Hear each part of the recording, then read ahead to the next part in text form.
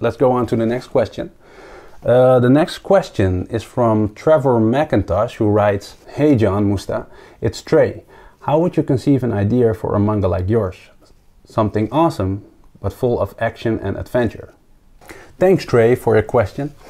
It's never easy to start from nothing, and there isn't a short and simple answer to that question. So I'll do the best I can to give a brief answer.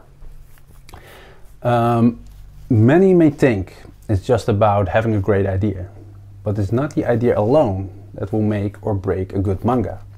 We actually have to look at when is a story a good story. Of course, it's all subjective, but if we ask the majority of an audience what makes a good story, is when we as an audience or reader can relate to the story. So what determines what we can relate to?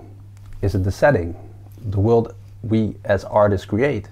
Could it be powers? Sure, how cool would it be to do Kage Bunshin, right?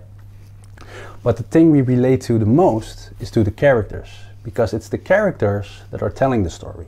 So I would say start with your main character first and ask yourself, what is going to happen in this character's life that's so interesting to tell about?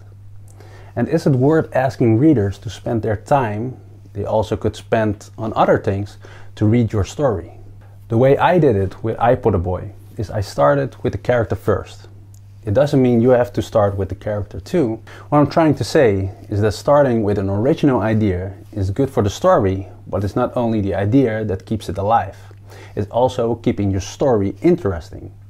There are story structures for that, which I will try to make videos about. So it won't be just about having a good idea. Maybe the best to explain it is to get my manga I Put a Boy as an example. I Put a Boy started with what I thought was an interesting and original idea. I started with a cool ability, that's having a great sense of hearing, and then I thought of his weakness, and that would be an oversense of hearing. So then I thought of things what he could use or could do to suppress it. Now the use of music and headphone came up. Then I was thinking of getting some more weight to his weakness, and I thought of his apocalyptic world he was in and his dependency of battery power. And from there on I built the story around him. So what I did was I started with his powers, his abilities, his strength and his weakness, and from there on I created the world around him. Now once I got a good feeling about the setting, I went back to the character and gave him more depth. What kind of character is he? What are his beliefs? What are his needs?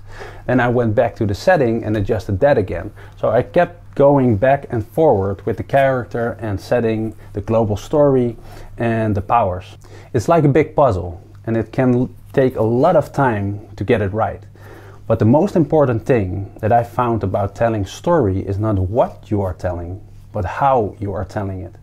Sometimes writers write a piece where the concept isn't all that interesting, but the way they're telling it makes it fresh and alive. So by having an original and interesting idea for a story will help getting it even better. But it's always the way how you are telling it. So great question, Trey. If you like this video, then super smash that like button. And don't forget to subscribe to our How to BAM YouTube channel. It's a great way for staying updated for the latest shows and videos. If you also have a question about making manga that you want to be answered on our show, then send in your email to info@howtobam.com. Also, don't forget to check us out on Facebook and Twitter for some great giveaways and prizes.